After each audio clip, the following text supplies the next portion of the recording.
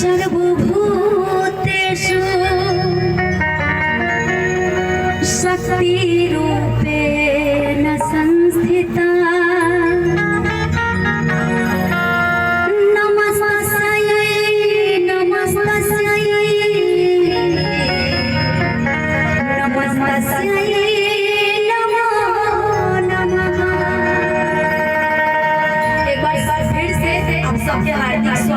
अभिनंदन। बस्ती मोहारी पंचायत से जितना भी लोग बानी सब लोग के हार्दिक स्वागत हमारा तरफ से।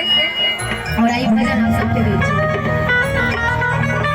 और भजन में जोश के साथ ताली बजाना है, नहीं तो पता चलेगा कि ताली बजाने से बहुत सारे फायदे होते हैं।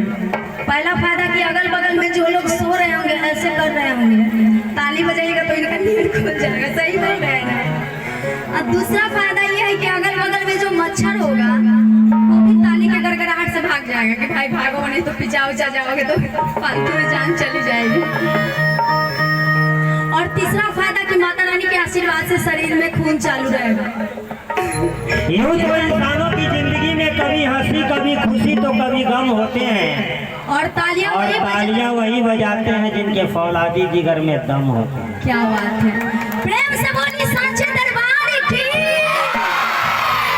साउंड वाले भैया थोड़ा सा और बढ़ा दीजिएगा।